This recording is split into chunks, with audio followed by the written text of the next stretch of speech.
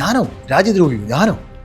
എനിക്കത് വർക്കാവുന്നില്ല. നമ്മുടെ രാജ്യവും കോൺഗ്രസ് ഭരിക്കണമെന്ന് എനിക്കൊരു ആഗ്രഹം ഉണ്ട്. അത് പക്ഷേ ഒരു ഉറപ്പില്ലാത്തൊരാഗ്രഹം പോലെ നടക്കാനൊന്നും പോകുന്നില്ല. ഒരാളെങ്കിലും പറഞ്ഞോ, കുറ്റപ്പെടുത്തിക്കോ, ഒരു പ്രശ്നമില്ല. തെറ്റ് ചെയ്തോ, നിങ്ങൾ എന്നെ എത്ര വേണമെങ്കിലും ആക്ഷേപിച്ചോ. BJP-ക്കാർ പരാതി കൊടുത്തു അനീഷിനോടൊന്നും നമുക്ക് യാതൊരു വിരോധമില്ല. പക്ഷെ അനീഷിനെ വെച്ച് കളിക്കാൻ ശ്രമിച്ച ചിലരാണ്. ഒരാളെന്നെ വിളിച്ചു പറയാം, മദനിയൊക്കെ ചെയ്തേക്കുന്നു. ഞാൻ പിന്നെ മദനി ചെയ്ത ഞാൻ ചെയ്തേക്കുന്നു എന്ന് പണ്ട് ആ ലെവലിലേക്കൊക്കെ കാര്യങ്ങളെ 15 കിലോമീറ്റർ ഇപ്പുറത്തോട്ട് മാറിയൊരു മദനി സൃഷ്ടിക്കപ്പെട്ടതാണ്. അതെ, നമ്മളാ വീട്ടിൽ നിന്ന് 15 കിലോമീറ്റർ ഏരിയ. വേണേ പറയാം, മദനി പറഞ്ഞിട്ടാണെന്ന് പറഞ്ഞാലേ കുമാരി. അഖിൽമാരാർക്കെതിരെ ജാമ്യമില്ലാ വകുപ്പ് പ്രകാരം രാജ്യദ്രോഹ കുറ്റത്തിന് കേസൊക്കെ ചുമത്തിയപ്പോൾ ഞങ്ങളൊക്കെ പ്രതീക്ഷിച്ചൊരു വാർത്ത, ഈ പുനലൂരിനടുത്ത് തെങ്കാശിയിലെ ഏതോ ഒരു കോഴി ഫാമിൽ നിന്ന് അഖിൽമാരാരെ കേരള പോലീസ് സാഹസികമായി കീഴ്പ്പെടുത്തി അറസ്റ്റ് ചെയ്തു എന്നൊക്കെയായിരുന്നു. സത്യത്തിൽ എവിടെയാണ് ഒളിവിൽ പോയത്? ഞാൻ കുറച്ചുകൂടി ഇപ്പുറത്ത് ചെങ്കോട്ട തിരുമല കോവിലിൽ ചെറിയ ഭജനയൊക്കെ ആയിട്ട് ലാലേട്ടനൊക്കെ പോയിട്ടുണ്ടായിരുന്നല്ലോ. ഞാൻ കൊച്ചിയിലുണ്ടായിരുന്നു. കാര്യം എന്താണെന്ന് വെച്ചാൽ, നമ്മളെ കേരള പോലീസിനെ സംബന്ധിച്ച് അവരൊരു പ്രതിയെ പിടിക്കണമെന്ന് അവർ തീരുമാനിച്ചാൽ എവിടെ പോയാലും ഒരു പൊക്കും, ഒരു സംശയം വേണ്ട. അങ്ങനെ പൊക്കിയ ചരിത്രമുണ്ട്. അപ്പം 2 കാര്യങ്ങളുണ്ടാവാം. 2 കാര്യങ്ങൾ. ഒന്ന്, സാധാരണ എന്തിനാണ് പോലീസ് ഒരാളെ അറസ്റ്റ് ചെയ്യുന്നത്? പോലീസ് അറസ്റ്റ് ചെയ്യുന്നത് തെളിവെടുപ്പിനാണ്. അതെ, എന്നെ തെളിവെടുപ്പിനും കൊണ്ട് ബലൂചിസ്ഥാനിൽ പോകാൻ പറ്റത്തില്ല പോലീസുകാർ. ഇന്ത്യ കൊടുത്തിട്ടുണ്ടോ? അതാ പറയാം. അപ്പോൾ അത് നമ്മൾ ലൈവിനിടയിൽ സംഭവിച്ച, അല്ലെങ്കിൽ അത് മാത്രമല്ല, അതെൻ്റെ ഒരു സ്റ്റേറ്റ്മെൻ്റായിട്ട് ഞാൻ റെക്കോർഡിക്ക് ചെയ്തിട്ടതല്ലോ, ഒരു ലൈവല്ലേ ഇതിപ്പം. സംഭവം ശരിയാണ്. ഏത് മനുഷ്യർക്കായാലും നാക്കുപിഴ മീൻസ് നാക്കുപിഴയല്ല ഞാൻ എന്ത് പറയുന്നത്, ഒരു കമൻറ്റിന് കൊടുത്തിട്ട് മറുപടിയാണ്. നാക്കുപിഴ എന്ന് പറയുമ്പോൾ നമ്മൾ അറിയാതെ പറഞ്ഞതല്ല, അറിഞ്ഞു തന്നെ പറഞ്ഞതാണ്. പക്ഷേ അതെന്തുകൊണ്ട് അങ്ങനെ പറയേണ്ടി വന്നു എന്ന് പറഞ്ഞാൽ, നമ്മുടെ മനസ്സിലൊക്കെ ഉള്ള ചില ധാരണകളുടെ അടിസ്ഥാനത്തിൽ, എൻ്റെ രാജ്യത്തിന് ഇതിനുള്ള ശേഷിയുണ്ട് എന്ന അടിസ്ഥാനത്തിൽ ഇന്ത്യയെ ദ്രോഹിക്കുന്നു എന്നല്ല ഞാൻ പറഞ്ഞത്. ഞാൻ ഒരു രാജ്യവും ഇന്ത്യയെ ദ്രോഹിക്കുന്നു എന്ന അർത്ഥത്തിലല്ല ഞാൻ പറഞ്ഞത്. നമ്മുടെ ശത്രു രാജ്യത്തെ ആരൊക്കെ ആക്രമിക്കുന്നോ അവർക്കൊക്കെ നമ്മൾ പിന്തുണ കൊടുത്താൽ എന്താണ് തെറ്റ്? ഇത് അങ്ങനത്തെ ഒരു അറിവില്ലായ്മയിൽ സംഭവിച്ചു പോയാൽ, അല്ലെങ്കിൽ ഇതിനകത്തൊരു വലിയ പ്രശ്നം, പക്ഷേ ഇതിനകത്ത് വലിയ പ്രശ്നമില്ല എന്നുള്ളതാണ് കേസിൻ്റെ ഇത് വരുമ്പോൾ നമുക്ക് മനസ്സിലാക്കാൻ കഴിയും. രണ്ടായാലും ഒരുപാട് ആൾക്കാർക്ക് അതൊരു ബുദ്ധിമുട്ടുണ്ടാക്കി. ഞാൻ പറഞ്ഞത് തെറ്റിദ്ധരിക്കപ്പെട്ടു, പലതിലേക്കും പിന്നീട് ചെന്നപ്പോഴത്തേക്ക് ഞാൻ തൊട്ടു മുമ്പ് സംസാരിച്ചതൊന്നും ആരും കേട്ടിട്ടില്ല. കാര്യം ഈ ലൈവ് ഞാൻ ഡിലീറ്റ് ചെയ്തല്ലോ. ഇത് രസമെന്ന് വെച്ചാൽ, ഞാൻ ഈ ലൈവ് എൻ്റെ ഒരു സുഹൃത്തിൻ്റെ വീട്ടിൽ ഇരുന്നുകൊണ്ടാണ് ലൈവ് ഇടുന്നത്. ലൈവ് ഇട്ട് കയറി, അത് BJP-കാരനാണ്. ഞാൻ ലൈവ് ഇട്ട് കയറി സിറ്റ് ഔട്ട് വന്നപ്പോൾ പുള്ളി എൻ്റെ ലൈവ്, ഞാൻ കാർ ചെയ്ത് ലൈവ് ഇടുന്നു, പുള്ളി മൊബൈലിൽ ലൈവ് കണ്ടുകൊണ്ടിരിക്കുന്നു, ഫോൺ എടുത്തിട്ട്. മറ്റേത് പറയണ്ടായിരുന്നു അപ്പം എൻ്റെ മനസ്സിലും ശരിയാണ്, അത് വേണ്ട, അതിൻ്റെ ആവശ്യമില്ലല്ലോ. ഞാൻ അതല്ല എൻ്റെ ഇൻറ്റൻഷനോ എൻ്റെ ഉദ്ദേശമോ അതല്ലായിരുന്നല്ലോ. ജനം TV എന്നെ കളിയാക്കി വീഡിയോ ഇട്ടപ്പോൾ തിരിച്ച് അവരെ കളിയാക്കിക്കൊണ്ടൊരു വീഡിയോ ഇടുക എന്നതായിരുന്നല്ലോ എൻ്റെ ഉദ്ദേശം. അപ്പോൾ അതിനകത്ത് ആവശ്യമില്ലാത്തൊരു സാധനം കൂടെ കടന്നുകൂടിപ്പോയല്ലോ. ഈ പറഞ്ഞ കണക്ക് പാൽപ്പായസത്തിലെ പാഷാണം പോലെ ഒരു സാധനം വേണ്ടായിരുന്നു എന്ന് എനിക്കും തോന്നി, ഡിലീറ്റ് ചെയ്തു. ഇപ്പോൾ നിങ്ങൾക്ക് എല്ലാവർക്കും അറിയാം, നമ്മുടെ ഫേസ്ബുക്കിൻ്റെ ഒരു പ്രശ്നം, ഈ ലൈവ് ഇട്ട് ഇത് പബ്ലിഷായി വരാൻ ഒരു ഇച്ചിരി സമയം എടുക്കും. ആദ്യം സ്റ്റോറിയാണ് വരുന്നത് ഇല്ലേ, നമ്മൾ പ്രൊഫൈലിൽ കയറി നോക്കുമ്പോൾ ഫസ്റ്റ് വരുന്ന സ്റ്റോറിയാണ്. ഞാൻ ഈ സ്റ്റോറിയാണ് ആദ്യം ഡിലീറ്റ് ചെയ്തത്. എൻ്റെ ധാരണ ഇത് കംപ്ലീറ്റ് പോയി, ലൈവ് പോയി. വൈകിട്ടായപ്പം ആണ് ഈ നോട്ടിഫിക്കേഷൻസിൽ ഇതിങ്ങനെ കിടക്കുന്നത്. അപ്പോൾ തന്നെ എനിക്ക് തോന്നുന്നു ഏതാണ്ട് 1.25 ലക്ഷത്തോളം ആൾക്കാരൊക്കെ കണ്ടു കഴിഞ്ഞു. അപ്പോൾ ഞാൻ ഈ സാമാനം പോയില്ലേ. ഞാൻ ഈ പുറത്തെ വിഷയങ്ങളൊന്നും കാണുന്നില്ല കേട്ടോ, ഓൺലി കമൻസിൻ്റെ നെഗറ്റീവ്സ് മാത്രം. കമൻസിൽ കുറച്ച് പേര് നെഗറ്റീവ്സ് ഇടുന്നുണ്ട്, അല്ലാതെ ഒരു കണ്ടൻറ് ക്രിയേറ്റേഴ്സിൻ്റെ വീഡിയോയോ എനിക്കെതിരെയുള്ള വിമർശനം ഒന്നും കണ്ടിട്ടല്ല. ഓൾറെഡി ഡിലീറ്റ് ചെയ്യാൻ തീരുമാനിച്ച ഞാൻ പിന്നീട് അത് ആ ഒരു ഗ്യാപ്പ് വന്നതിന് ശേഷം ഞാനതങ്ങ് ഡിലീറ്റ് ചെയ്ത് കളഞ്ഞു. പക്ഷേ അതുകൊണ്ട് പറ്റിയ കുഴപ്പം, ഞാൻ ഈ 17 മിനിറ്റ് സംസാരിച്ച ആൾക്കാർ കേട്ടില്ല. അപ്പോൾ ഈ അവർ പ്രചരിപ്പിച്ച റിയാക്ട് ചെയ്ത ആ പോർഷൻസാണ് കേട്ടേക്കുന്നത്. ബാക്കിയുള്ള സ്ഥലത്തൊക്കെ രാഷ്ട്രീയം പറഞ്ഞേക്കുന്നത്. രാഷ്ട്രീയം പറഞ്ഞത് ഞാൻ മോദിയെ വിമർശിച്ചിട്ടുണ്ട്. മോദിയെ വിമർശിച്ചത് ഞാൻ സച്ചിൻ്റെ കാര്യം പറഞ്ഞു നടക്കാം. ഓവർ എക്സ്പെക്റ്റേഷൻ മീറ്റ് ചെയ്യാൻ പറ്റാത്തതിൽ ഉള്ള ഒരു നിരാശയോ ദേഷ്യമോ എന്നൊക്കെ വേണമെങ്കിൽ പറയാം. അല്ലാതെ അതിലൊന്നും രാജ്യവിരുദ്ധതയോ രാജ്യസ്നേഹം കൂടിപ്പോയതിലുള്ള പ്രശ്നമാണ്. ഇച്ചിരി ഓവറായിട്ട് കൂടിപ്പോയി എൻ്റെ സങ്കല്പത്തിലുള്ള. അതെ, ആ സത്യം അത് തന്നെയാണ് എൻ്റെ യാഥാർത്ഥ്യം. ഞാൻ പ്രതീക്ഷിച്ചത് കുറച്ചുകൂടെ ഞാൻ കൂടിപ്പോയി. ഞാൻ എന്നിട്ട് പലരോടും പറയാം, സത്യം പറഞ്ഞാൽ എൻ്റെ ഈ രാജ്യദ്രോഹ പരാമർശമായ വീഡിയോയാണ് എൻ്റെ യഥാർത്ഥ ചാണകസംഖ്യ സ്വഭാവം വന്നത്. ഞാനൊരു ഒരു സംശയം ചോദിച്ചോട്ടെ. സ്വാഭാവികമായിട്ടുണ്ടാകുന്ന ഒരു BJP നേതാവ് കൊടുക്കുന്ന ഒരു പരാതി, കേരള പോലീസ് വകുപ്പുകൾ ചുമത്തി, വലിയ വകുപ്പുകൾ ചുമത്തി കേസെടുക്കുന്നു. സോ അതിൽ പിണറായി വിജയൻ്റെ മുഖ്യ എതിരാളികളിൽ, അതായത് മുഖ്യ വിമർശകരിൽ ഒരാളായ അഖിൽമാരാരെ പൂട്ടാൻ കേരള പോലീസ് തയ്യാറായതാണ് എന്ന് പറഞ്ഞാൽ അത് നമ്മൾ വെറുതെയൊക്കെ ഒരു രാഷ്ട്രീയ സപ്പോർട്ടിനൊക്കെ വേണ്ടിയിട്ട് അങ്ങനെയൊക്കെ പറയാമെങ്കിലും ആത്യന്തികമായിട്ടൊരു യാഥാർത്ഥ്യത്തിൽ അങ്ങനെ എനിക്ക് പറയാൻ തോന്നുന്നില്ല. അപ്പം വകുപ്പൊക്കെ എടുത്തു കേട്ടോ, ഇങ്ങനെ ഒരു വകുപ്പ് എടുത്താൽ മേ ബി ഇപ്പം ഇവർ BJPയുടെ ഭാരവാഹികളാണ്, ഇനി പോലീസ് എടുത്തില്ലെന്നുണ്ടെങ്കിൽ ഇവർക്ക് അടുത്ത ഓപ്ഷൻസ് ഉണ്ട്. കേരള പോലീസിനെ സംബന്ധിച്ച് അവർക്കിത് തള്ളിക്കഴിഞ്ഞാൽ കുറച്ച് ആക്ഷേപം ഇവർക്ക് ലോക്കലി കേൾക്കേണ്ടി വരും. അതെന്താ സാറേ, സെലിബ്രിറ്റി ആയതുകൊണ്ടാണോ അഖിൽമാരാരുടെ കേസ് നിങ്ങൾ എടുക്കാത്തത്? അഖിൽമാരാർ വല്ല പൈസ തന്നിട്ടാണോ നിങ്ങൾ കേസ് എടുക്കാത്തത്? സ്വാഭാവികമായിട്ടും കൊട്ടാരക്കര CIക്കും മറ്റുമൊക്കെ ഒരു മാനസിക ബുദ്ധിമുട്ട് ഇവർക്ക് ഉണ്ടാക്കാം. അല്ലെ 2 ദിവസം ഇവർ അവിടെ ഒരു ജാഥ നടത്തുകയാണ്, ഒരു പ്രതിഷേധം നടത്തുകയാണ്. എന്തുകൊണ്ട് ഞങ്ങൾ തന്നൊരു പരാതി അടിസ്ഥാനത്തിൽ കേസെടുത്തില്ല? ഞാൻ അതിൻ്റെ അറിവിൽ ഒരു നിയമോപദേശത്തിന് വിട്ടു. നിയമോപദേശത്തിന് വിട്ടപ്പോൾ വേണമെങ്കിൽ അതായത് പുതിയ ഭാരതീയ ന്യായസംഹിത പ്രകാരം യഥാർത്ഥ ഒഫൻസ് ഒന്നും നിലനിൽക്കത്തില്ലെങ്കിലും പിന്നെ FIR അല്ലേ, എങ്ങനെ എടുക്കാമല്ലോ. അപ്പം FIRൽ അവർക്ക് അതൊക്കെ നിലനിൽക്കത്തില്ലയോ എന്നൊക്കെ ഉള്ളത് കോടതിയല്ലേ തീരുമാനിക്കുന്നത്. ആ വകുപ്പുകളിലൊക്കെ പല മാറ്റങ്ങളും വരുത്താം. വേണമെങ്കിൽ ഇപ്പം ഒരാളെ അടിച്ചതിൻ്റെ പേരിൽ വേണമെങ്കിൽ കൊലപാതക കേസ് ഇടാം. ചുമ്മാ ഒരു വരി എഴുതി ചേർത്താൽ മതി, കൊല്ലടാ എന്ന് പറഞ്ഞുകൊണ്ട് തന്നെ അടിച്ചു എന്നൊക്കെ എഴുതി ചേർത്താൽ മതി. അപ്പോൾ അതിനകത്ത് ഉദ്ദേശം കൊല്ലാനായിരുന്നു എന്നുള്ളത് കൊണ്ട് അടിച്ചടി അത് ഇങ്ങനെ ഇടുക. അതെ, ഇപ്പോൾ എനിക്ക് 93-നെതിരെ മറ്റും ജാമ്യമില്ലാത്ത വകുപ്പാണ്. നമ്മൾ കയറി ഒരാളെ അടിച്ച് എന്ത് ജാമ്യമില്ലാത്ത വകുപ്പെന്ന് ചിന്തിക്കുക. അപ്പോൾ എന്ത് കൊടുത്തേക്കുന്ന മൊഴിയും കൂടെ തന്നെ ബേസ് ചെയ്തിട്ടിരിക്കും. അപ്പോൾ അതുപോലെ എന്തായാലും ഈ വകുപ്പെടുത്തു. പക്ഷേ ഇപ്പം രോഹിത് ചോദിച്ചാണെങ്കിൽ എന്നെ വല്ല രാമേശ്വരത്തെ ലോഡ്ജിൽ നിന്നും പൊക്കിയെന്നൊന്നും വാർത്ത വരാൻ ഞാൻ ആഗ്രഹിച്ചിരുന്നില്ല രോഹിത്. നാട് വിട്ട് പോവുക, എനിക്കത് ഭയങ്കര വർക്കല്ല, അതൊന്നും എനിക്കത് ഇഷ്ടമല്ല. ഒന്നാമത്തെ കാര്യം എൻ്റെ ഉള്ളിൽ ഞാനോ രാജ്യദ്രോഹിയോ ഞാനോ, എനിക്കൊരു വർക്കാവുന്നില്ല. അതായത് ഇത്രയും കാലവും രാജ്യസ്നേഹി ആയതിൻ്റെ പേരിൽ പരാതിയും പരിഭവങ്ങളും പരിഹാസങ്ങളും കേൾക്കേണ്ടി വന്ന ഒരാൾ ഒരു വരിയും 2 വാക്കുകളും കൊണ്ട് രാജ്യദ്രോഹിയായി മാറിയപ്പോൾ എൻ്റെ മനസ്സാക്ഷിക്ക് എനിക്കത് അംഗീകരിക്കാൻ പറ്റുന്നില്ല. എൻ്റെ നാട്ടുകാരിൽ ചിലർ എനിക്ക് ഭയങ്കര വിഷമം തോന്നിയ കാര്യങ്ങളാണ് ഞാനീ പറയുന്നത്. BJPക്കാർ പരാതി കൊടുത്തു, അനീഷിനോടൊന്നും നമുക്ക് യാതൊരു വിരോധമില്ല. പക്ഷേ അനീഷിനെ വെച്ച് കളിക്കാൻ ശ്രമിച്ച ചിലരുണ്ട്. കൊട്ടാരക്കരയിലൊക്കെ തന്നെയുള്ള ചില ടീമുകളുണ്ട്. ആരെയും വിറ്റ് എങ്ങനെ കാശുണ്ടാക്കി ജീവിക്കാമെന്ന് കരുതി നടക്കുന്ന കുറേ ടീമുകൾ.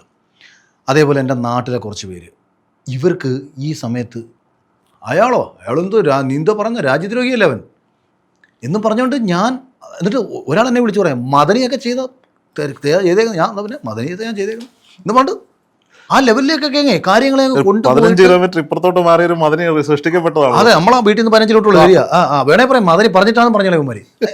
ഞാൻ അത് ഭയങ്കരമായിട്ട് മനസ്സിനോട് വിഷമം ഉണ്ടാക്കി കേട്ടോ. ഞാൻ അപ്പോഴൊക്കെ ചിന്തിക്കുന്നുണ്ടേ, അതായത് നമ്മളെ മനസ്സിലാക്കിയ ഒരു ജനത അഖിലിൻ്റെ സ്വഭാവത്തിൻ്റെ ഗുണവും ദോഷവും ഒക്കെ ഇവർക്കറിയാം. ഇപ്പം ഞാൻ ബിഗ് ബോസിൽ ഒരു പ്രശ്നം ഉണ്ടാക്കി, മുണ്ടുപൊക്കി എന്ന് പറഞ്ഞൊരു വലിയ ആരോപണം എനിക്കെതിരെ ബിഗ് ബോസിൽ വന്നു. അപ്പം ഞാൻ ആ ബിഗ് ബോസ് ഹൗസിനകത്ത് ഞാൻ ചോദിക്കുന്നുണ്ട്, ഞാൻ മുണ്ടുപൊക്കിയിട്ട് ഞാൻ അകത്തിട്ടിരുന്ന ബോക്സർ നിങ്ങൾ ആരെങ്കിലും കണ്ടോ? കണ്ടിട്ടില്ല. പിന്നെ എന്ത് വെണ്ടയ്ക്കാണ് നിങ്ങൾ ഈ പറഞ്ഞ് മുണ്ടുപൊക്കിന്ന്? ഒരാൾ മുണ്ടുപൊക്കി കാണിച്ചാൽ അകത്തിട്ടിരിക്കുന്ന ബോക്സർ പോലെ നിങ്ങൾ കണ്ടു. അപ്പം ഞാൻ വെറുതെ ഇരുന്നുകൊണ്ട് മുണ്ടിനകത്തൂടെ മടക്കി കുത്തിയിരുന്ന മുണ്ടിനകത്തൂടെ കൈവച്ച് ഇങ്ങനെ കാണിച്ച് ചുമ്മാതെ കാണിച്ചൊരു ആക്ഷൻ. പക്ഷേ ആക്ഷൻ തെറ്റാണ്, അത് പാടില്ല, മറ്റൊരാളെ പരിഹസിക്കുന്ന ആക്ഷനാണത്. അന്ന് ഹൗസിൽ ഞാൻ ഈ കോടതി ടാസ്ക് നടക്കുമ്പോൾ ഞാൻ പറഞ്ഞു ചെയ്ത ആക്ട് തെറ്റാണ്. എൻ്റെ ഉദ്ദേശം ആരെയും പരിഹസിക്കണമെന്നോ ആക്ഷേപിക്കണമെന്നുള്ളതായിരുന്നില്ല. മധു വിഷയത്തിൽ ഞാൻ തമാശ രൂപേണ സാഗറിനെ പറഞ്ഞതാണ്, ഒരിക്കലും ഇവരെ ഇകഴ്ത്തണമെന്നുള്ള ഉദ്ദേശത്തിൽ പറഞ്ഞതല്ല. ഇന്റൻഷൻ ക്ലിയർ ആയിരുന്നു. അല്ല, ഞാൻ അവിടെ അത് തന്നെ ഇതിലും സംഭവിച്ചത്. അവിടെ ഒരു വ്യത്യാസമുണ്ട്. ബിഗ് ബോസിൽ 21 പേര് ചേർന്ന് കളിക്കുന്ന ഒരു ഷോ, ഇത് ഒരു സമാനമായിരുന്നു. നമ്മളെ ആക്ടിവിറ്റി. സുരേഷ് ഗോപിയുടെ കേസ് വന്നു, മാധ്യമപ്രവർത്തകരോട് മാറി നിൽക്കാൻ പറയുന്നു, പീഡനമായി മാറിയില്ലേ അവസാനം അത്? അപ്പോൾ ഇത് നമ്മൾ ചർച്ച ചെയ്തങ്ങ് പീഡനമാക്കി മാറ്റി. ഞാൻ അന്ന് സുരേഷ് ഗോപിയുടെ വിഷയത്തിൽ ശക്തമായി അനുകൂലിച്ചെഴുതി. സുരേഷ് ഗോപി ജയിക്കുമെന്ന് ഞാൻ എഴുതി. ഈ വിഷയത്തിന് ശേഷം ശക്തമായിട്ട് വീണ്ടും എഴുതി. കാര്യം എന്താ? ചെയ്യാത്ത തെറ്റിനാണ് നിങ്ങൾ ഒരാളെ കടന്നാക്രമിക്കുന്നത്. അയാളുടെ ഇൻറ്റൻഷൻ നിങ്ങൾ പീഡനമാണോ സുരേഷ് ഗോപി ഉദ്ദേശിച്ചത്? ചിലപ്പോൾ പരിഹസിച്ചിട്ടുണ്ടാവും, മാറുടെയെന്ന് പരിഹാസം മേ ബി ഉണ്ടായേക്കാം. ഒരു സ്ത്രീയോട് മോശമായിട്ട് പുള്ളി പെരുമാറിയെന്നും അതിനെ റേപ്പിലേക്ക് കൊണ്ടുപോയ ഒരു അവസ്ഥയൊക്കെ നമ്മുടെ നാട് കണ്ടേയല്ലേ. അങ്ങനെ അതായത് എന്തെല്ലാം ആക്ഷേപങ്ങളാണ് അദ്ദേഹത്തിന് ആ സമയത്ത് കേൾക്കേണ്ടി വന്നത്. ഞാനന്ന് അനുകൂലിച്ചാണ് നിൽക്കുന്നത്. ഇങ്ങനെ ഒരുപാട് വിഷയങ്ങളിൽ ചെയ്യാത്ത തെറ്റുകളെന്ന് എനിക്ക് തോന്നിയ വിഷയങ്ങളൊക്കെ ഞാൻ അനുകൂലിച്ചപ്പോൾ എന്നെ മനസ്സിലാക്കാൻ എന്തുകൊണ്ട് യൂട്യൂബിലുള്ള എൻ്റെ പ്രിയപ്പെട്ട സുഹൃത്തുക്കൾക്ക് കഴിഞ്ഞിട്ടില്ല? ഇവരെല്ലാവരും വൺ സൈഡറായിട്ട് നമ്മളെ വിറ്റ് കാശാക്കാൻ വേണ്ടിയിട്ട് വീഡിയോ ഇട്ടു. ഒരാളെങ്കിലും പറഞ്ഞോ, കുറ്റപ്പെടുത്തിക്കോ, ഒരു പ്രശ്നമില്ല. തെറ്റ് ചെയ്തോ, നിങ്ങൾ എന്നെ എത്ര വേണമെങ്കിലും ആക്ഷേപിച്ചോ, പക്ഷേ അയാൾ ആ പറഞ്ഞ കാര്യം അത് ഞങ്ങൾക്ക് ഒരിക്കലും യോജിക്കാൻ പറ്റത്തില്ല. പക്ഷേ അഖിൽമാരാർ ഒരിക്കലും ഒരു രാജ്യദ്രോഹിയൊന്നും അല്ല. അയാളുടെ എല്ലാ സ്റ്റേറ്റ്മെൻറ്റുകളും ദേശീയബോധം നിറഞ്ഞ ഒരു ഹൈന്ദവ സംസ്കാരത്തെ ഉയർത്തിപ്പിടിക്കുന്ന ഒരു ഹൈന്ദവൻ്റെ ബോധം തന്നെയാണ് എന്ന് ആരെങ്കിലും പറഞ്ഞു? ആരും പറയുന്നില്ല. ഞാൻ അനുകൂലിച്ച വിഷയങ്ങൾ ഓരോന്നോരോന്ന് എടുത്തു നോക്കൂ. ഇതിൻ്റെ പ്രശ്നം എന്താണെന്നറിയോ? നിങ്ങളെ സപ്പോർട്ട് ചെയ്യാൻ ഈ ഒരുപക്ഷെ കോൺഗ്രസ്സുകാർക്കും എന്തായാലും എല്ലാം പൊളിറ്റിക്കലി ആണല്ലോ ആളുകൾ നോക്കിക്കാണുന്നത്, BJPക്കാർക്കും ആഗ്രഹം ഉണ്ടാവും. പക്ഷേ ഒരു ഇരുതലകളുള്ള ഒരു വാളായിട്ടാണ് ചിലപ്പോൾ അഖിൽമാരാർ പെരുമാറാറ്. ഇപ്പോൾ ഈ രമേശ് ചെന്നിത്തലയും വി ഡി സതീശനും ചാണ്ടി ഉമ്മനും കൊടുക്കുന്ന സുരേഷും അടക്കമുള്ള പേരുകൾ താങ്കളുടെ ഫേസ്ബുക്ക് പ്രൊഫൈലിൽ പോസ്റ്റ് ഭയങ്കര എന്നെ വിളിച്ച് സഹായിച്ചു കേട്ടോ. ഞാൻ സമ്മതിക്കുന്നു, അംഗീകരിക്കുന്നു. അത് നിങ്ങളുടെ ബന്ധം കൊണ്ടായിരിക്കാം. ഒരുപക്ഷെ നാളെ നിങ്ങൾ ഒരു കോൺഗ്രസിനെതിരെ നടത്തുന്ന ഒരു പരാമർശം അല്ലെങ്കിൽ ഒരു ആരോപണം അല്ലെങ്കിൽ ഒരു വിമർശനം ഇത് നാളെ അവർക്കൊരു വാളായി മാറുമോ എന്ന് ഭയമുള്ളവർ ഒരുപക്ഷെ അഖിൽമാരെ സഹായിക്കാൻ പറ്റില്ല. ഞാൻ നാളെ ഇതുവരെയും കോൺഗ്രസ് എന്ന രാഷ്ട്രീയ പ്രസ്ഥാനം, ഞാനൊരു ഉദാഹരണം മാത്രമാണ് അത് പറഞ്ഞത്. അല്ല, ഞാൻ പറഞ്ഞുതരാം. ഞാൻ എല്ലായ്പ്പോഴും ഇപ്പോൾ കോൺഗ്രസ് ഈ രാജ്യത്തുണ്ടാവണം, ഈ സംസ്ഥാനം ഭരിക്കണം എന്ന് തന്നെയാണ് ഞാൻ എപ്പോഴും ആഗ്രഹിക്കുന്നത്. നമ്മുടെ രാജ്യവും കോൺഗ്രസ് ഭരിക്കണമെന്ന് എനിക്കൊരു ആഗ്രഹം ഉണ്ട്. അത് പക്ഷേ ഒരു ഉറപ്പില്ലാത്തൊരാഗ്രഹം പോലെ നടക്കാനൊന്നും പോകുന്നില്ല. നടക്കണമെങ്കിൽ എതിരാളിയെ അറിഞ്ഞു കളിക്കണം. രോഹിത്തെ, ഇപ്പം നമ്മൾ പലപ്പോഴും കോൺഗ്രസ് തിരിച്ചു വരുമെന്ന് പലരും ഈ പ്രതീക്ഷ വയ്ക്കുന്നുണ്ട്. ഞാൻ എപ്പോഴും ചോദിക്കുന്നത് എങ്ങനെ എന്നുള്ള ചോദ്യത്തിന് നമ്മൾ ഉത്തരം കണ്ടെത്തണം. അപ്പോൾ അതിന് എതിരാളിയുടെ നീക്കം മനസ്സിലാക്കണം. ഈ നാട്ടിലെ ജനങ്ങൾ നമുക്ക് വോട്ട് ചെയ്തുകൊണ്ടിരുന്നു, കോൺഗ്രസ്സിന് വോട്ട് ചെയ്തുകൊണ്ടിരുന്നു. എങ്ങനെയായിരുന്നു ഇന്നലകളിൽ അധികാരത്തിലെത്തിയത്, എന്തുകൊണ്ട് ഇന്നത് നഷ്ടപ്പെട്ടു എന്നത് ഇവർ തിരിച്ചറിഞ്ഞ് മനസ്സിലാക്കണമെങ്കിൽ ഒരിക്കൽ നഷ്ടപ്പെട്ട സംസ്ഥാനത്തിൽ അധികാരം തിരിച്ചു പിടിച്ച് കാണിക്കണമായിരുന്നു. 62 തമിഴ്നാട്ടിൽ നിന്ന് പോയതാണ്, 89 ഉത്തർപ്രദേശിൽ നിന്ന് പോയൊരു പോക്കാണ്. ഈ കർണാടക ആന്ധ്രാപ്രദേശൊക്കെ നമുക്ക് ഒരു ഉദാഹരണങ്ങളായിട്ടുണ്ടല്ലോ. തിരിച്ചു അവിടെ നശിച്ചു പോയിട്ടില്ലല്ലോ, അവിടെ മാറി തിരിഞ്ഞ് വന്നുകൊണ്ടിരിക്കുക. ഞാൻ പറഞ്ഞത് വൺസ് ഒരിടത്ത് നിന്ന് ഇല്ലാതായി പോയതിന് ശേഷം പശ്ചിമ ബംഗാളിൽ CPM-നെ കാട്ടി മുന്നേ 10-18 വർഷത്തോളം ഇവർ ഭരിച്ചില്ലേ, പിന്നീട് തിരിച്ചു വരാൻ പറ്റിയിട്ടില്ല. ത്രിപുരയിൽ ഭരിച്ചിട്ടില്ലേ, ഒരുപാട് വർഷം കോൺഗ്രസ് ഭരിച്ചിട്ടില്ലേ, അവിടെ പക്ഷേ BJP അല്ലേ റീപ്ലേസ് ചെയ്യപ്പെട്ടത്. ഡൽഹി 15 വർഷം അടുപ്പിച്ച് ഭരിച്ചു, പിന്നീട് തിരിച്ചു വരാൻ പറ്റാത്ത വിധത്തിൽ പോയി. ഉത്തർപ്രദേശ് 1989 വരെ ഭരിച്ചു. അതിനുശേഷം ഇന്ത്യയിലെ ഏറ്റവും പ്രമുഖർ ഇന്നും സോണിയാഗാന്ധി, രാഹുൽ ഗാന്ധി മത്സരിക്കുന്ന ഒരു സംസ്ഥാനം. അപ്പം ഇന്ദിരാഗാന്ധിയുടെ സംസ്ഥാനം ഈ ഒരു സ്ഥലത്തു നിന്ന് അപ്രത്യക്ഷമായി പോയി. ബീഹാർ, ഇങ്ങനെ എല്ലായിടത്തും ഒരുപാട് കാലം ഭരിച്ചതിന് ശേഷം വൺസ് പൊളിഞ്ഞു തുടങ്ങി. ആ പൊളിച്ചിലിൽ പിന്നീട് തിരിച്ചു വന്നിട്ടില്ല. കേരളത്തിൽ അങ്ങനെ ഉണ്ടാവരുത്. അങ്ങനെ ഉണ്ടാവാതിരിക്കണമെങ്കിൽ എങ്ങനെ തിരിച്ചു വരണം എന്നുള്ളതിനെക്കുറിച്ച് പഠനം നടത്തണം. അപ്പോൾ അതിന് നമ്മുടെ ദുർബലതകൾ എന്തൊക്കെയാണെന്ന് നമ്മൾ തിരിച്ചറിയണം, എതിരാളിയുടെ ശക്തി എന്താണെന്ന് തിരിച്ചറിയണം, എതിരാളി നമ്മൾക്കെതിരെ പ്രയോഗിക്കുന്ന ടാക്ടിക്സുകൾ എന്താണെന്ന് തിരിച്ചറിയണം. അപ്പോൾ ജയിക്കാൻ വേണ്ടിയിട്ടുള്ള ഫോർമുലകൾ സൃഷ്ടിക്കണം. ഇത് ഞാൻ കോൺഗ്രസിനടുത്ത് പറയുമ്പോൾ ചിലപ്പം വിമർശനം വരാം. ഇപ്പോൾ ഇങ്ങനെ വിമർശനം വരുമ്പോൾ BJP-യുടെ പ്ലാൻ നിങ്ങൾ നോക്കൂ. ഇവിടെ ആദ്യത്തെ BJP-യുടെ സംസ്ഥാന പ്രസിഡന്റ് മോദി വന്നതിന് ശേഷം തീവ്ര വർഗീയ മുഖം എന്ന് നമുക്ക് പറയാവുന്ന കുമ്മനം രാജശേഖരൻ. കാര്യം പ്രത്യക്ഷത്തിൽ ഹിന്ദു ഐക്യവേദിയിൽ നിന്നൊരാൾ, നിലയ്ക്കൽ സമരത്തിൻ്റെ നായകൻ. അപ്പോൾ അദ്ദേഹത്തിൻ്റെ ഫേസ് എന്ന് പറയുന്നത് ഒരു ഹാർഡ് കോർ ഹിന്ദു ഫേസാണ്. അങ്ങനെ ഒരു ഹാർഡ് കോർ ഹിന്ദു ഫേസുള്ള ഒരാളെ കൊണ്ടുവരുന്നതിലൂടെ കേരളത്തിൽ കിടക്കുന്ന ഹാർഡ് കോർ ഹിന്ദു വിശ്വാസികളെയൊക്കെ BJP-യിലേക്ക് കൂട്ടിക്കെട്ടി. നെക്സ്റ്റ്, ശബരിമല എന്ന് പറയുന്നത് കേരളത്തിലെ മറ്റേ ഈ പറയുന്ന BJP-ക്കാർക്കുപരി ഹിന്ദുക്കളുടെ ഒരു വലിയ വികാരം, ഈവൻ മതേതര ബോധമുള്ള ഒരു ക്ഷേത്രം. ആ ക്ഷേത്രത്തിൻ്റെ സമരനായകനെന്ന് വിശേഷിപ്പിച്ച ഒരു നേതാവിനെ, അദ്ദേഹത്തിൻ്റെ ചെയ്തികളോ ശരി തെറ്റുകളൊക്കെ നമുക്ക് ബാധിക്കാം. ശ്രീധരൻപിള്ള ഉണ്ടായിരുന്നു. അല്ല, പക്ഷേ എന്നാലും K. സുരേന്ദ്രനായിരുന്നു. ഇപ്പം വത്സൻ തില്ലങ്കേരി സംഘത്തിന്റെ ഭാഗത്ത് നിന്നെങ്കിലും പൊളിറ്റിക്കലി അതിന്റെ മൈലേജ് ഉണ്ടാക്കിയാണ്. ഞാൻ പറഞ്ഞത് കുമ്മനത്തിന് ശേഷം ശ്രീധരൻപിള്ള. അതെ, ശ്രീധരൻപിള്ള സാറാണ് ആ ഷിഫ്റ്റ്. ഞാൻ ആ ഒരു ശ്രീധരൻപിള്ള സാറിനെ പക്ഷേ നമുക്ക് അങ്ങനെ കാണാൻ പറ്റില്ല. കാര്യം എന്ന് വെച്ചാൽ അദ്ദേഹം നേരത്തെ BJP-യുടെ ആയിരുന്നു. അദ്ദേഹത്തിന്റെ ഫേസും അദ്ദേഹത്തിന്റെ ഒരു നമുക്ക് അദ്ദേഹത്തെ ഒരു വേറൊരു ബൗദ്ധിക തലത്തിലോ ഇരിക്കുന്ന പോസ്റ്റാണ് ബെറ്റർ. അതെ, അദ്ദേഹത്തെ നമുക്കൊരു ഗവർണർ, ഒരു പ്രൊഫസർ, അദ്ദേഹത്തെ അങ്ങനെ നമുക്കൊരു ഇപ്പോഴും അങ്ങനെ. ഇപ്പോൾ കഴിഞ്ഞ ദിവസം ഞാൻ ഇവിടെ സുരേഷിനെ കാണാൻ ഇപ്പോഴും സാറുണ്ടായിരുന്നു അവിടെ, ഇപ്പം ഞാൻ കണ്ടിരുന്നു. അപ്പം ഇദ്ദേഹത്തെ നമുക്കങ്ങനെ ഒരു പൊളിറ്റിക്കൽ ലീഡറായിട്ട് ആ ഒരു ചിത്രത്തിൽ നിന്ന് അദ്ദേഹം മാറി. അതുകൊണ്ടാണ് ഞാൻ ആ പൊളിറ്റിക്കൽ ലീഡർ ഇവരുടെ പ്ലാൻ, എനിക്ക് തോന്നിയൊരു പ്ലാൻ ഞാൻ പറയാൻ വന്നതാണ്. ഇവിടുന്ന് K. സുരേന്ദ്രൻ വന്നപ്പോൾ വലിയൊരു വികാരമായ ശബരിമലയിലൂടെ സൃഷ്ടിക്കപ്പെട്ട ഒരു ജനവികാരത്തെ BJP-യിലേക്ക് കൊണ്ടുവരാൻ വേണ്ടിയിട്ട് സുരേന്ദ്രനെ കൊണ്ടുവരുന്നതിനോടൊപ്പം 2 ഗുണം യുവാക്കളെ ആകർഷിക്കാൻ പറ്റി. അപ്പോൾ അങ്ങനെ ഈ 2 വിഭാഗത്തെയും ഇവിടുന്ന് ആകർഷിപ്പിച്ച് മൂന്നാമത് വന്ന ആൾ BJP-യുമായിട്ട് നാളിതുവരെ ബന്ധമില്ലാതിരുന്ന, കൃത്യമായ ബിസിനസ്സിൽ നിന്നിരുന്ന, വർഗീയ ബോധമൊന്നും പ്രത്യക്ഷത്തിൽ ഈ നാളിതുവരെ പറയാത്ത, അപ്പുറത്ത് നിൽക്കുന്ന ആളെ അംഗീകരിച്ചിട്ടുള്ള, ശശി തരൂരിനെ പുകഴ്ത്തി സംസാരിക്കുന്ന ഒരു എതിരാളി, നല്ലൊരു കച്ചവടക്കാരൻ, മികച്ച ഒരു ബിസിനസ്സുകാരൻ. മികച്ച ബിസിനസ്സുകാരന് മികച്ച രീതിയിൽ നാടിനെ നയിക്കാൻ പറ്റും. ഇല്ല എന്ന് പറയാൻ പറ്റില്ല. മുഖ്യമന്ത്രി ബെസ്റ്റ് ഉദാഹരണമല്ലേ? അല്ല, പരിഹസിച്ചല്ല. 2 കാര്യം ഉണ്ടോ. പാർട്ടി നിലനിൽക്കണമെങ്കിൽ പണം വേണം. അൾട്ടിമേറ്റ്ലി പണം വേണം. പണവും കൊണ്ടുവരണം, നാട്ടിൽ വികസനം കൊണ്ടുവരണം. ഇത് നമ്മൾ ഈ പൈസ നാട് എല്ലാം ജീവിക്കണ്ടേ, ഇതിലെല്ലാം വേണം. എല്ലാം മിക്സ് ചെയ്ത് കൊണ്ടുവരണം. കാലം കഴിഞ്ഞു. പിന്നെ ഇപ്പം പശ്ചിമ ബംഗാളിലെ മീറ്റിംഗ് കൂടുമ്പോൾ നടുമുറിക്ക് മമതാ ബാനർജിയുടെ അടി കിട്ടുന്ന നേതാക്കന്മാർക്ക് അവിടെ ആരെങ്കിലും 10 പൈസ കൊടുക്കൂ? AKG സെൻറ്ററിൽ ഡൽഹിയിൽ മീറ്റിംഗ് കൊണ്ടുവന്നുണ്ടെന്നുണ്ടെങ്കിൽ ഇവിടുന്ന് കാശ് കൊടുക്കണ്ടേ? ഇതൊക്കെ നയിക്കാൻ ഇവിടെ ഒരാൾ വേണ്ടേ? അതാണ് പിണറായി വിജയൻ്റെ സക്സസ്. അപ്പോൾ ഞാൻ പറഞ്ഞത്, അപ്പോൾ മൂന്നാമത് BJP എത്തിയപ്പോൾ ഇപ്പോഴത്തെ പ്ലാൻ എന്ന് പറയുന്നത് ഇനി ആരെ ഞങ്ങളിലേക്ക് ആകർഷിക്കാം. അപ്പം ബേസ് ഉറപ്പിച്ചു കഴിഞ്ഞു. 20% വോട്ടിൻ്റെ ബേസ് ഉറപ്പിച്ചിട്ടാണ് കെ സുരേന്ദ്രൻ വിട്ടത്. പരാജയപ്പെട്ട നേതാവൊന്നുമല്ല, ഒരിക്കലും അല്ല, വിജയിച്ച നേതാവ് തന്നെയാണ്. അദ്ദേഹത്തിലൂടെ എന്താണ് BJP ആഗ്രഹിച്ചത് അത് BJPയുടെ കേന്ദ്ര നേതൃത്വം കൃത്യമായിട്ട് നേടിയെടുത്ത് കഴിഞ്ഞു. ഇനി 20+ വരണം. 20+ വരണമെങ്കിൽ ഇനി വർഗീയത പറഞ്ഞിട്ട് കാര്യമില്ല. വെളിയിൽ നിന്നുള്ള ആൾക്കാരെയാണ് കൊണ്ടുവരേണ്ടത്. അവരെ ആകർഷിക്കാൻ ഇവിടെ ആർക്ക് കഴിയും? അപ്പം വളരെ ബുദ്ധിപരമായിട്ട് ക്രിസ്ത്യൻ സമുദായത്തെ കൂടെ നിർത്താനുള്ള പരിപാടി നടത്തി. വിഴിഞ്ഞത്ത് നരേന്ദ്രമോദി വന്നിന്ന് പ്രസംഗിച്ചപ്പം മാർപ്പാപ്പയെക്കുറിച്ചും സെൻറ്റ് ജോർജിനെ കുറിച്ചുമൊക്കെ വാദോരാതെ സംസാരിച്ചു. അദാനിയുടെ പോർട്ട് ഉദ്ഘാടനം ചെയ്യാൻ വന്ന നരേന്ദ്രമോദി ഇത് സംസാരിച്ചത് വെറുതെ. ആരും പ്രതീക്ഷിക്കാതെ ജോർജ് കുര്യനെ കേന്ദ്രമന്ത്രിയാക്കി. അദ്ദേഹം ഭയങ്കര മികച്ച നേതാവാട്ടോ. അല്ല, ആണ്, ഞാൻ പറയുന്നത് ആരും പ്രതീക്ഷിച്ചില്ല, നമ്മൾ ആരും പ്രതീക്ഷിച്ചില്ല. BJPയിൽ ഏറ്റവും ക്വാളിറ്റിയുള്ള നേതാക്കന്മാരിൽ ഒരാളാണ്. അല്ല, അത് നല്ല കാര്യം. പക്ഷേ അതേസമയം ഇത് കൊണ്ടുവന്നു. ഞാൻ ചാണ്ടി ഉമ്മൻ്റെ കൂടെ ഒരു പരിപാടിയിൽ പങ്കെടുത്തിട്ടുണ്ടായിരുന്നു. അന്ന് മഹാരാഷ്ട്ര ഗവർണറുണ്ട്. അപ്പോൾ അദ്ദേഹം ഉമ്മൻചാണ്ടി സാറിൻ്റെ ഇവിടെ അടക്കം ചെയ്ത സ്ഥലത്ത് പ്രാർത്ഥിക്കാൻ വരണം, കല്ലറയിൽ പ്രാർത്ഥിക്കാൻ വരണമെന്ന് ചാണ്ടി ഉമ്മനോട് അങ്ങോട്ട് വിളിച്ച് ആവശ്യപ്പെട്ടിരുന്നതാണ് എന്ന് ചാണ്ടി ഉമ്മനും പറഞ്ഞിട്ടുണ്ടായിരുന്നു. ഞാൻ ആലോചിച്ചു, മഹാരാഷ്ട്രയിലൊരു ഗവർണർക്ക് അതിൻ്റെ ആവശ്യമുണ്ടോ? ഇത് എവിടെ നിന്നുള്ളൊരു വൻ പ്ലാനിങ് അല്ലേ?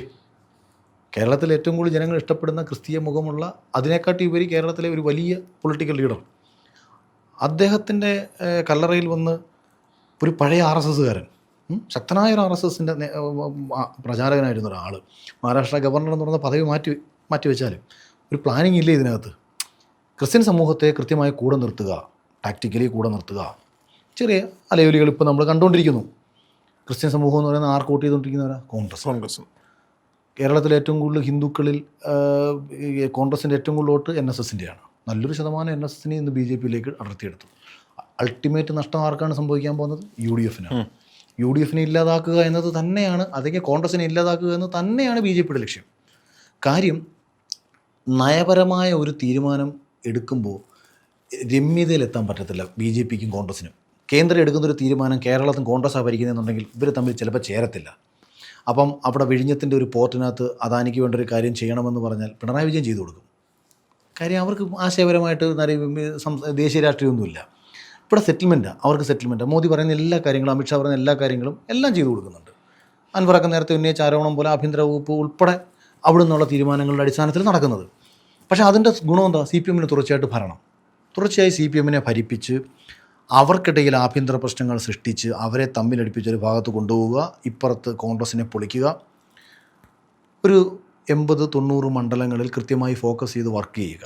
മേ ബി അപ്പോൾ ഇതിങ്ങനെ പ്ലാനുണ്ട്. ഇത് ഞാൻ വെളിയിൽ നിന്ന് ചുമ്മാ ഇത് ആരും എന്നോട് പറഞ്ഞൊന്നുമല്ല കേട്ടോ, എന്നോടൊരു BJP നേതാവും പറഞ്ഞൊന്നുമല്ല. ഞാൻ അവരെ നിരീക്ഷിച്ചപ്പോൾ എനിക്ക് മനസ്സിലാവുന്ന കാര്യങ്ങളാണ്. അതേസമയം അപ്പുറത്തോ ഒരു ഐഡിയ ഇല്ല. ഞാൻ ഇന്ന് വിചാരിക്കുന്നു കോൺഗ്രസ്സിന് ഒരുപക്ഷെ എടുക്കാൻ പറ്റുന്ന ഒരു ഗംഭീര തീരുമാനം എന്തെന്നറിയാമോ? എല്ലാം മറന്ന് രണ്ടും കൽപ്പിച്ച് ശശി തരൂരിനെ നേരെ മുഖ്യമന്ത്രി സ്ഥാനാർത്ഥിയായിട്ട് അങ്ങോട്ട് പ്രഖ്യാപിച്ചിട്ട് തെരഞ്ഞെടുപ്പിനെ നേരിട്ട് നോക്കും. ഏറ്റവും അടുപ്പമുണ്ടെന്ന് പറയുന്ന രമേശ് ചെന്നിത്തലയോടോ VD സതീശനോടോ അത് പറയാൻ പറ്റുമോ? പ്രശ്നമാണ്. പക്ഷേ നമ്മൾ ആഗ്രഹിക്കുന്നത് രമേശ് ചെന്നിത്തലയ്ക്ക് മുഖ്യമന്ത്രി ആവണമെന്നുള്ള കാര്യം നടക്കത്തില്ലെങ്കിൽ, അല്ലെങ്കിൽ VD സതീശന് മുഖ്യമന്ത്രി ആവുന്ന കാര്യം നടക്കത്തില്ലെങ്കിൽ, അതിനുള്ള സാഹചര്യമല്ല ഇവിടെ ഒരുങ്ങിക്കൊണ്ടിരിക്കുന്നുണ്ടെങ്കിൽ ശശി തരൂരിനെ BJP ഇപ്പോൾ കൊണ്ടുപോകും, നാളെ കൊണ്ടുപോകും എന്ന് ആക്ഷേപിച്ച് അദ്ദേഹത്തെ സംഖ്യയാക്കാൻ നടക്കാതെ, കഴിവുണ്ടോ? ലോകം കണ്ട ഏറ്റവും വെച്ചൊരു ഡിപ്ലോമാറ്റ് നിന്ന് കേരളത്തിലുണ്ടെന്നുണ്ടെങ്കിൽ അത് ശശി തരൂരാണ്. എൻ്റെ ഒരു ആഗ്രഹമാണ് കേട്ടോ ഈ പറയുന്നത്. അപ്പോൾ അദ്ദേഹത്തെ അതൊരു ഭയങ്കര കടുംപെട്ടായിരിക്കും, ഒരാടും ചിന്തിക്കാത്തൊരു തീരുമാനം. പക്ഷേ ഇവർ ചെയ്യില്ല. കാര്യം എന്താ? അൾട്ടിമേറ്റ്ലി പാർട്ടിയുടെ വിജയമോ ഒന്നും ആയിരിക്കത്തില്ല. അങ്ങനെ ഓരോരുത്തർക്കും അവരുടേതായിട്ടുള്ള ഈഗോയും. മറ്റേതങ്ങനെ അല്ലല്ലോ. BJPയിൽ ഈ ഒരു സാധനമില്ല. അല്ലെങ്കിൽ ഒന്ന് ലോകത്തൊന്ന് ചിന്തിച്ച് നോക്കുന്നേ, ഇന്നലെ വരെ ഈ പാർട്ടിക്ക് വേണ്ടി കിടന്ന് കഷ്ടപ്പെട്ട് ഊണും ഉറക്കവും കളഞ്ഞിരുന്ന നേതാക്കന്മാർക്കിടെ മുന്നിലൂടെ പുതിയൊരാൾ വന്ന് സംസ്ഥാന പ്രസിഡൻ്റായിട്ട് അവരെ നയിക്കുകയാണ്. MLA യോ MP ഒക്കെ ആവുമെന്ന് നമ്മൾ കണ്ടിട്ടുണ്ട്. അതൊരു പ്രശ്നമേ അല്ല. പാർലമെൻ്ററി ജനാധിപത്യ രാഷ്ട്രീയത്തിലേക്ക് വരുന്നത് വിഷയമല്ല. പാർട്ടി പ്രസിഡന്റ് ആവുകയാണ്. എതിർപ്പുകളൊന്നുമില്ല, ഒരെതിർപ്പ് ഇവിടെ ഇല്ല. ഇവിടെ അങ്ങോട്ടും ഇങ്ങോട്ടും തമ്മിലടിച്ചിരുന്ന BJP നിശബ്ദരായി. 323 നിയമസാമാജികരെ ഉത്തർപ്രദേശിൽ തിരഞ്ഞെടുത്തപ്പോൾ അതൊന്നും ഇല്ലാതിരുന്ന യോഗി ആദിത്യനാഥിനോട് പറഞ്ഞു മുഖ്യമന്ത്രിയാവാൻ. ഈ 323 ആരെങ്കിലും ഒരു സീനിയർ നേതാവ് പറയും എന്തുവടെ മത്സരിക്കാത്ത ഇയാളെ കൊണ്ടുവന്ന്, അതും പ്രായം ചെറുതല്ലേ. യോഗി ആദിത്യനാഥിന് പ്രായം കുറവായിരുന്നല്ലോ മുഖ്യമന്ത്രിയാവുന്ന സമയത്ത്. മധ്യപ്രദേശിൽ ഒരു തവണയും കണ്ട് MLA ആയ ഒരാളുടെ അടുത്ത് പറഞ്ഞു വരൂ മുഖ്യമന്ത്രിയാവും. രാജസ്ഥാനിൽ അതേ കണക്ക്. ഒരു പ്രശ്നവുമില്ല. അവർ അക്സെപ്റ്റ്. കാര്യം എന്താ പറയുക, അവരുടെ ലക്ഷ്യം പാർട്ടിയുടെ വിജയമാണ്. അവരവിടാണ് സന്തോഷിക്കുന്നത്. ഞാനിപ്പം ഇവരെ പുകഴ്ത്തി പറയല്ല, നമ്മൾ ആ യാഥാർത്ഥ്യം പറയുകയാണ്. അതിൽ മറ്റൊരു ക്വാളിറ്റി നോക്കിയാൽ കോൺഗ്രസ് ഒരു അഭിപ്രായം പറയാനുള്ള സ്വാതന്ത്ര്യമുണ്ട്, ഒരു ജനാധിപത്യമുണ്ട്. അതൊരു നല്ല പോയിന്റാണ്, നമ്മൾ കളയാൻ പാടില്ല. അല്ല, അഭിപ്രായം പറയാതിരിക്കുന്നതല്ല, പേടിച്ചിട്ടും ആയിരിക്കത്തില്ല. ഇപ്പം മനോഹർ പരീക്കർ, അദ്ദേഹം അത്ര അഭിപ്രായം പറയാൻ പേടിക്കേണ്ട കാര്യമൊന്നുമില്ലായിരുന്നല്ലോ. ഇന്ത്യയിലെ ഒരു മികച്ച മുഖ്യമന്ത്രി, മികച്ചൊരു പൊളിറ്റീഷ്യനുമായിരുന്നു. കേന്ദ്ര പ്രതിരോധ മന്ത്രി സ്ഥാനത്തിരിക്കുന്ന സമയത്ത് അദ്ദേഹത്തോട് പറഞ്ഞു ഗോവയിലെ മുഖ്യമന്ത്രി ആവണം. കാര്യം എന്താ, ഗോവയിൽ പ്രശ്നങ്ങൾ, ഗോവയിൽ ഒരു ഭൂരിപക്ഷമില്ല. പൊതുവെ ഇപ്പം നമ്മളെ എ കെ ആന്റണി സാറൊക്കെ, അദ്ദേഹമൊക്കെ പ്രതിരോധ മന്ത്രിയൊക്കെ ആയതിനു ശേഷം കേരളത്തോട് തിരിഞ്ഞുപോലും നോക്കിയിട്ടില്ല. ഇവിടുന്ന് ആരും വരുന്നില്ല. അങ്ങോട്ട് പോയി കഴിഞ്ഞാൽ മേലോട്ട് പോയാൽ പിന്നെ താഴോട്ട് ആരും വരുന്നില്ല. മറ്റേതങ്ങനല്ല. ഇപ്പം കുമ്മനം രാജശേഖരൻ ഗവർണറായിട്ടിരുന്നു. ഇപ്പോൾ ഇവിടെ വന്ന് ഏതോ റെയിൽവേ സ്റ്റേഷനിലും കടത്തിണ്ണയിലും ഒക്കെ പുള്ളി കിടന്നുറങ്ങും, ഒരു കുഴപ്പമില്ല. പുള്ളി അതാണ് ഏറ്റവും കൂടുതൽ ആസ്വദിക്കുന്നത്. രാമക്ഷേത്രം പണിയാൻ നടക്കുക. അതായത് പുള്ളിക്ക് അങ്ങനെ, അതായത് ഞാൻ ഇന്നലെ ഒരു ഗവർണറായിട്ട് അവിടെ പട്ടുമത്തെ കിടന്ന ആളാണെന്ന് പുള്ളി ആ ചിന്തയില്ല. ഒരിക്കലും ഞാൻ ഈ അടുത്ത സമയത്ത് അദ്ദേഹത്തിന് ഇന്റർവ്യൂ എടുക്കാൻ വേണ്ടി വീട്ടിൽ പോയിരുന്നു. വളരെ സിമ്പിളായിട്ട് പുള്ളി വന്നിരുന്നു. കുറെ ആകെ മറ്റേ ഗുമ്മോജി ഉണ്ടാക്കിയതിനെ പറ്റി ചോദിച്ചപ്പോൾ മാത്രം എന്നോടൊന്ന് കണ്ണുരുട്ടി കാണിച്ചു. അതൊക്കെ എനിക്ക് സത്യം അതൊക്കെ ഭയങ്കര പരിഹാസമായിരുന്നു. ഇപ്പം ഒരാൾക്ക് അവസരം കിട്ടിയെങ്കിൽ നമ്മളതിന് എന്താണ് അങ്ങനെ പ്രധാനമന്ത്രി ഇരിക്കുന്നിടത്ത് ഒരാൾക്ക് വലിഞ്ഞെറിച്ചില്ല. ഞാൻ കുമ്മനം രാജേട്ടന്റെ അങ്ങോട്ടൊരു മുഖം ആദ്യമായിട്ടാണ് കണ്ടത്. പുള്ളിനോട് എടോ രാജശേഖര വാടോ എന്ന് വിളിച്ചിട്ടാ ഞാൻ പോയെന്ന്. ഭയങ്കര മോശമാണ്. നമ്മുടെ നാട്ടിലെ ചില പ്രശ്നങ്ങൾ അതൊക്കെയാണ്. ഇപ്പൊ രാജീവ് ചന്ദ്രശേഖർ വിഴിഞ്ഞത് അർഹതയുണ്ടോ അർഹതയില്ലയോ കയറി ഇരിക്കാമെന്നുള്ളതൊന്നുമല്ല. ഇൻവിറ്റേഷൻ കിട്ടാതെ പ്രൈം മിനിസ്റ്റർ വേദിയിൽ ഒരാൾക്ക് ഇരിക്കാൻ പറ്റില്ല. അപ്പം ഇൻവിറ്റേഷൻ കൊടുത്ത ആളെ നിങ്ങൾ പരിഹസിക്കണം, കയറി ഇരുന്ന ആളെയല്ല പരിഹസിക്കേണ്ടത്. കയറി ഇരുന്നാക്കത്തൊരു അംഗീകാരമാണ്. ഇപ്പോൾ രോഹിത്തിനെ വിളിച്ച് മുഖ്യമന്ത്രി ഇവിടെ ഇരിക്കൂ രോഹിത്തെ എന്ന് പറഞ്ഞാൽ അവിടെ ഇരിക്കാൻ രോഹിത് മടിക്കേണ്ട ഒരു കാര്യമില്ല. ഇത് രാജീവ് ചന്ദ്രശേഖരനായാലും കുമ്മനം രാജശേഖരനായാലും കൊടുത്ത മൈലേജ് ഭയങ്കരമാണ് അതെ ആളുകൾക്കിടയിൽ, സാധാരണക്കാരന്. പക്ഷെ അത് നമ്മൾ ഇവരെന്തിനാ പരിഹസിക്കുന്നത്? അത് അവർക്ക് അർഹതയുണ്ടോ ഇതൊക്കെ നമ്മളല്ല തീരുമാനം. നമ്മുടെ വിഷയത്തിൽ നമ്മൾ ശരിയാ നമ്മൾ പറഞ്ഞത്. ഓക്കെ, ഈ സ്ഥാനമാനങ്ങൾക്ക് വേണ്ടിയിട്ട് അവർക്ക് അടിപിടി കൂടുന്നില്ല. അവർക്ക് അഭിപ്രായ വ്യത്യാസങ്ങൾ ഉണ്ടെങ്കിൽ പോലും പാർട്ടിയുടെ നല്ലതിനും നാടിൻ്റെ നല്ലതെന്ന് കരുതി അവർ നിശബ്ദരാകുകയാണ്. അതാണ് ഞാൻ പരീക്കറിൻ്റെ ഒരു തീരുമാനം പറഞ്ഞത്. അവിടെ അദ്ദേഹം കടുംപിടുത്തം പിടിച്ചില്ല, നേരെ വന്നു.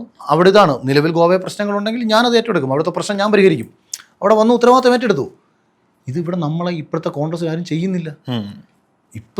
ഇവിടെ ഇപ്പോഴും ഈ പ്രശ്നങ്ങൾ നടക്കുന്ന സമയത്തും അങ്ങോട്ടും ഇങ്ങോട്ടും അഭിപ്രായ വ്യത്യാസങ്ങളും പറഞ്ഞ് പല മണ്ഡലങ്ങളും എങ്ങനെ ജയിക്കണമെന്നൊരു ഐഡിയ ഇപ്പോഴും ഇല്ലാതിരിക്കുന്ന സാഹചര്യത്തിൽ സീറ്റുകൾക്ക് വേണ്ടി കടിപിടി കൂടുകയല്ല ലക്ഷ്യം. കേന്ദ്രത്തിലേക്ക് പോയ ഒരാൾ തിരിച്ചു വരും താമസിയാതെ. കോൺഗ്രസ് രാഷ്ട്രീയത്തിൽ സംഭവിക്കാൻ പോകുന്നതായി അത് ഞാൻ നേരത്തെ 2021 എൻ്റെ ഒരു ഏഷ്യാനെറ്റ് ചർച്ച ഞാൻ പറഞ്ഞിട്ടുണ്ട്. അതാണ് ഇതിൻ്റെ ഒരു റിസൾട്ട്, നല്ലതിനായാലും ചീത്തയ്ക്കായാലും.